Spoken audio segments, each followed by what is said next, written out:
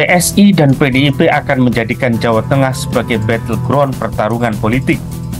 PSI yang akan mengadakan kongres pertama di Solo Juni mendatang menjadi indikasi akan menjadikan Jawa Tengah sebagai epicentrum politiknya. Padahal kita tahu Jawa Tengah adalah kandang banteng alias basis PDIP. Dalam konteks penyelenggaraan kongres, PDIP dan PSI sepertinya saling intim. PDIP yang semula akan menggelar kongres April 2025 ini akhirnya diundur.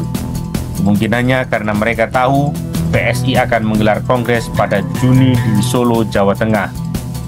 Jika PDIP menggelar kongres April, maka kelompok yang tidak terakomodir di kepengurusan DPP bisa jadi akan loncat ke PSI. Situasi itu tampaknya diantisipasi betul oleh PDIP, sehingga memutuskan untuk mengundur jadwal kongres yang kemungkinan besar akan digelar setelah Juni alias setelah kongres PSI. Bagaimana situasi saling intip antara PSI dan PDIP itu terjadi? Simak ulasannya sesaat lagi.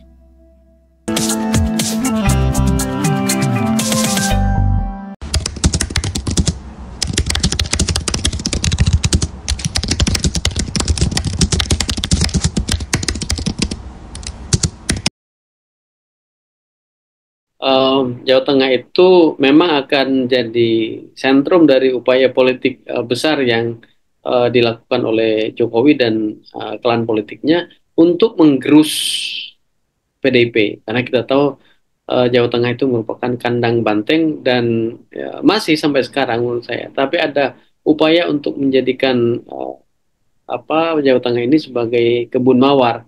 Tetapi ya memang tidak akan semudah itu ya, karena kalau kita melihat kecenderungan politik tingkat bawah ya, di tingkat grassroots itu kan sebenarnya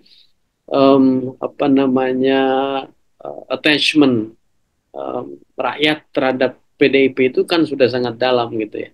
Itu bisa kelihatan bukan saja eh, di pilpres ya, meskipun mereka mengalami penurunan suara dukungan dan itu juga terjadi di pilkada. Tapi kalau kita cek di pemilu legislatif kan sebenarnya menunjukkan bahwa Jawa Tengah itu sebagai kandang banteng itu masih sangat kuat dan itu tidak mudah saya kira untuk direbut oleh PSI sebagai kekuatan politik baru untuk menjadikan kandang banteng itu sebagai kebun mawar gitu ya, dalam tanda petik gitu.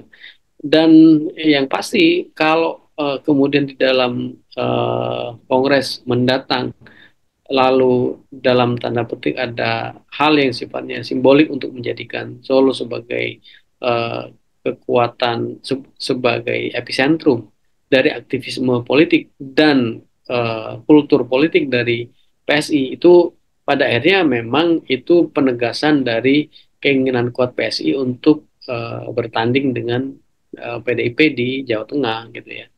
Jadi kontestasi antara dua partai ini pasti akan semakin seru ya, karena sesungguhnya ketika Solo kemudian dipilih sebagai epicentrum politik oleh PSI, itu kan sebenarnya pilihan logis ya untuk kemudian menggerus PDI Perjuangan. Karena ya kita tahu masih ada dalam tanda petik ya dendam politik yang menurut saya akan sangat sulit disembunyikan gitu ketika Jokowi dan Gibran itu dipecat, dikeluarkan dari PDI Perjuangan. Maka ketika kemudian yang menjadi target dengan mudah uh, merupakan agenda ya dari PSI adalah menggerus suara PDI Perjuangan, itu menurut saya masuk akal. Kenapa? Karena dia atau PSI atau Jokowi dan uh, keluarganya itu kan sebenarnya tidak punya dalam tanda petik dendam politik terhadap partai yang lain. Jadi dendam politik itu merupakan salah satu amunisi orientasi saja bagi PSI untuk kemudian melakukan pertarungan terbuka terhadap PDI Perjuangan, dan dalam konteks ini Kongres mendatang itu merupakan penegasan bahwa PSI itu memang akan berkontestasi terutama dengan merebut ceruk politik yang selama ini dimiliki oleh PDI Perjuangan di Jawa Tengah. Sehingga kalau kita bicara PSI di Jawa Tengah, ya ya kalau saya harus mention ya PDIP lah yang mesti paling waspada gitu. Karena partai-partai politik yang lain sebenarnya bukan sasaran dari upaya untuk PSI menggerus kekuatan politik Jawa Tengah. Ada kekuatan NU gitu ya, yang selama ini menjadi apa namanya kekuatan tradisional PKB misalnya di Jawa Tengah. Tapi kan PKB dengan eh, klan politik Solo gitu ya, itu kan sebenarnya tidak punya eh, tensi yang berarti yang bisa dihitung. Bahkan dalam konteks pilkada kemarin kan mereka bergandengan tangan gitu ya dengan apa namanya Lutfi dan Taj Yassin itu berpasangan. Sehingga yang paling harus waspada dengan masuknya dan bahkan menjadikan Jawa Tengah sebagai basis ya PSI gitu ya, maka yang paling mesti waspada adalah PDI Perjuangan dan bukan partai-partai yang lain.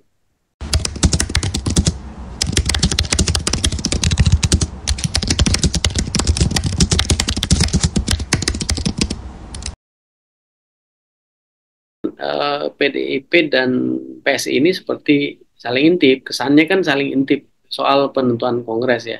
Ketika Kongres sejak awal ditentukan oleh PDIP misalnya di bulan April, kemudian PSI ya Juni lah, April, Mei, Juni gitu. Tapi begitu PDIP tahu Juni akan menjadi kongresnya PSI, kemudian mereka mengubah gitu ya dari dan menunda untuk waktu yang tidak ditentukan. Paling tidak sampai saat ini kan kita tidak mendapatkan informasi mengenai hal itu.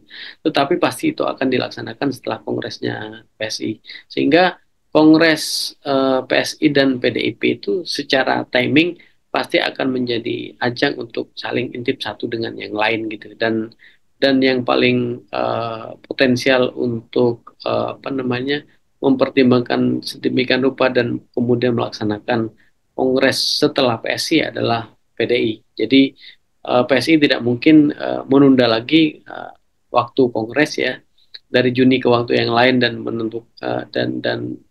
menunggu kepastian PDIP. Tetapi PDIP dengan gampang menurut saya sebagai pemain politik tua dan mereka eh, apa namanya tidak pusing dengan tuduhan mereka partai perorangan, partai tertutup, mereka kan tidak pusing dengan itu.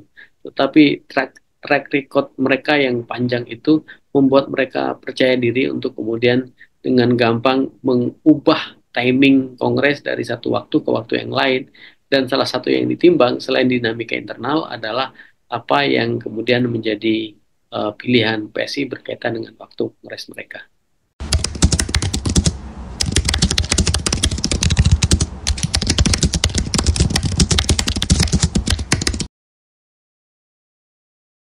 Kenapa kemudian di timing kongres itu saling intip dua partai politik ini kan sebenarnya ya PDIP itu kan sudah lebih matang untuk melihat bahwa ada potensi cross border, ada potensi politisi lintas batas ya yang melintas dari batas yang selama ini ada di PDIP dan dia nyebrang ke kubu sebelah.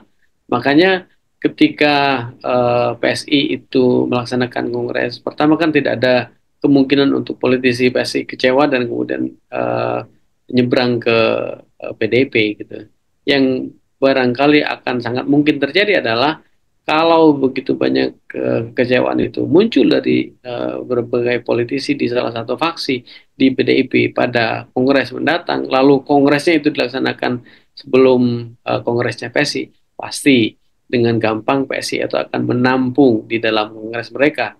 Tetapi ketika Kongres PSI itu dilakukan sejak awal dan itu lebih awal dari Kongresnya PDIP, lalu ada kekecewaan pada politisi PDIP di Kongres mereka mendatang, kan mereka sudah tidak mungkin lagi diakomodasi di dalam struktur formal yang barangkali akan dilegalisasi, diformalisasi oleh PSI di dalam Kongres. Jadi ya kalau mereka keluar dari PDIP dan kemudian tidak ada yang menampung gitu, mereka akan menjadi gelandangan politik gitu. Itulah kenapa PDIP kemudian dengan lebih matang menimbang, memitigasi, mengantisipasi kemungkinan orang-orang yang kecewa di dalam Kongres dan kemudian mereka tidak bisa apa namanya ditampung di dalam PSI. Maka mereka akhirnya memilih untuk menunda kongres pada waktu yang belum ditentukan sampai saat ini. Sehingga kita disodorkan dengan fenomena politik bahwa PSI akan kongres duluan dan PDIP akan kongres belakangan, dan itu merupakan bentuk dari antisipasi dan mitigasi politisi cross border yang mungkin akan kecewa dengan dinamika kecil yang akan terjadi di PDIP, dan itu sebenarnya bagian dari kompetisi terbuka antara PSI dan PDIP di Jawa Tengah. Tentu saja PDIP tidak mau kandang banteng itu dengan gampang dibuka sebagai kebun mawar oleh PSI melalui dinamika yang akan terjadi di tingkat elit mereka di kongres masing-masing partai politik. Terima kasih. Salam warga cerdas.